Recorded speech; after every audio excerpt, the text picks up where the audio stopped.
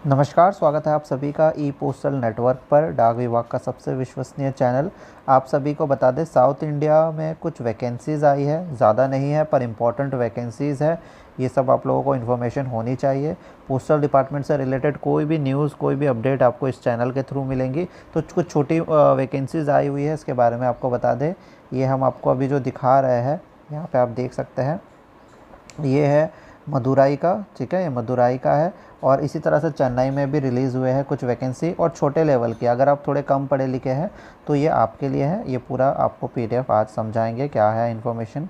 और last date यहाँ पे थोड़ा ध्यान से देख लीजिएगा। ये 17 तारीख जो है, 17 अक्टूबर, ये लास्ट डेट यहाँ पे रहने वाला है, ठीक है। क्यों, कौन सी वैकेंसीज़ आई है?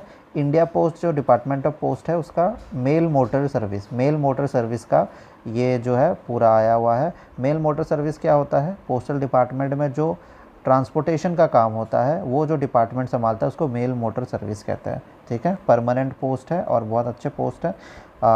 कुछ स्किल्ड लेबर्स चाहिए होता है, तो उससे रिलेटेड होता है ये। तो आपको बताते हैं कौन कौन से ट्रेड में आई हुई है। एक बार आप वैकेंसी यहाँ देख लीजिए।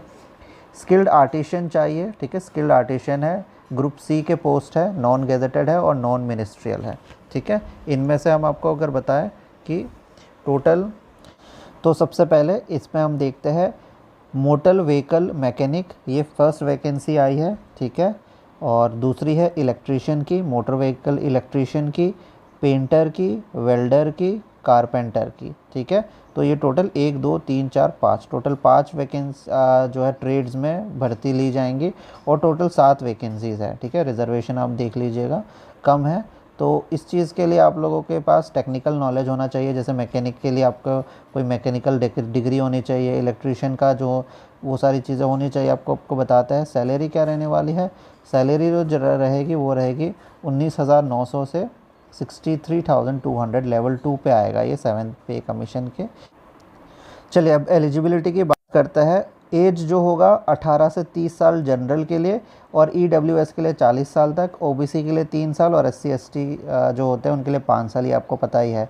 एजुकेशनल क्वालिफ़िकेशन की अगर हम बात करें तो इसमें सर्टिफिकेट चाहिए होगा। टेक्निकल इंस्टीट्यूशन जहाँ से भी आपने पढ़ाई की है, इलेक्ट्रीशियन की हो गई, मैकेनिकल की हो गई, वो एक रिकग्नाइज गवर्नमेंट से रिकग्नाइज बोर्ड से होना चाहिए, ठीक है।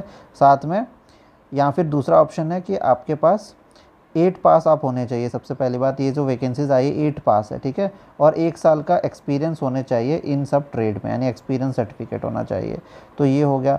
दूसरी बात हो गई, अगर आप मैकेनिक के लिए अप्लाई करेंगे, जो मैकेनिक का पोस्ट है, तो इसके साथ साथ आपको एक ड्राइविंग लाइसेंस होना चाहिए हैवी मोटर व्हीकल का, ठीक है। तो ये हो गया, यानी 8 पास वाली वैकेंसीज़ है। अगर आपके पास टेक्निकल इंस्टीट्यूट से कोई एक सर्टिफिकेट है तो काम चल जाएगा। अगर नहीं है तो 8 पास और एक्सपीरियंस सर्टिफिकेट होना चाहिए।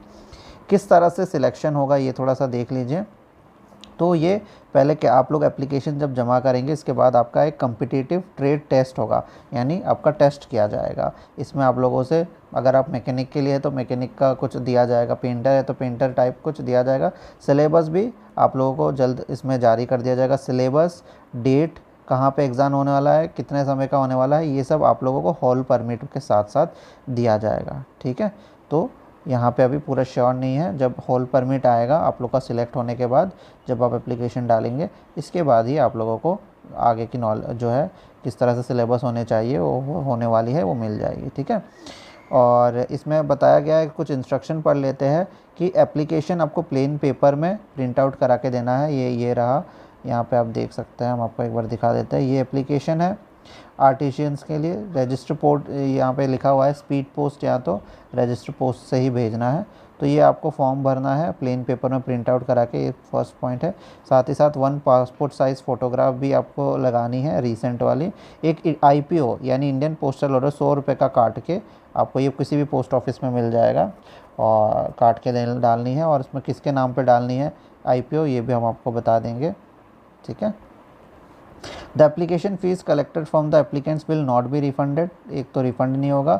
Eligible candidate should pay 400 as examination fees in the form of IPO and UCR receipt on getting hall permit. यानी एक बार अगर आपका एडमिट कार्ड आ जाता है, यानी आपको फर्स्ट स्टेज में सिलेक्ट कर लिया गया है, आपका फॉर्म सिलेक्ट हो गया है, तो आपको और 400 रुपये डालने होंगे ट्रेड टेस्ट के लिए, जो आईपीओ में आप डालेंगे, ठीक है, जो परीक्षा होगा उसके लिए।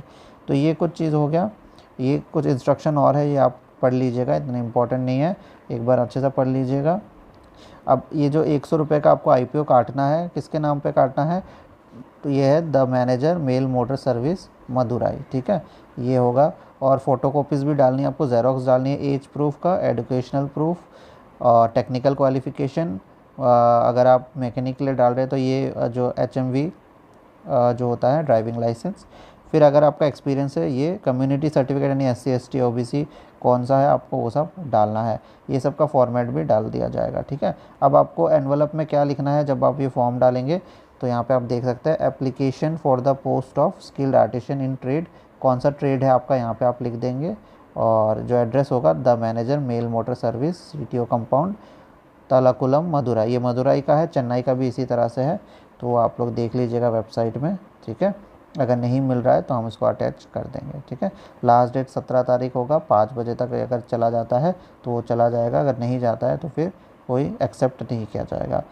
सारे सर्टिफिकेट जितने आप ज़ेरॉक्स देंगे वो सेल्फ अटेस्टेशन वाले होने चाहिए, अगर सेल्फ अटेस्टेशन नहीं होगा तो उसको रिजेक्ट कर दिया जाएगा। तो ये इन्फॉर्मेशन आया है मैनेजर मेल मोटर सर्विस से। नीचे पूरे किस तरह से फॉर्म भरना वगैरह है, ये सारी चीज़ें हैं, ठीक है। और SC ST का कार्ड का ये जो है सर्टिफिकेट का फॉर्मेट भी इन्होंने दे दिया है, साथ ही साथ दूसरी चीज़ें भी यहाँ पे दी गई है, OBC के लिए फॉर्मेट क्या होना चाहिए ये भी दे दिया है, ठीक है। और इनकम और एसेट अगर आप EWS है तो ये एक फॉर्म दिया है, ये आपको भरना है। तो ये कुछ हो गया, छोटी मोटी वैकेंसीज, ज़्यादा वैकेंसीज नहीं है, लेकिन इसको ये बताना भी इम्पॉर्टेंट है। और बाकी सारी इन्फॉर्मेशन आपको हमारे चैनल के थ्रू मिल जाएंगी, बड़ी वैकेंसी जब भी आती है।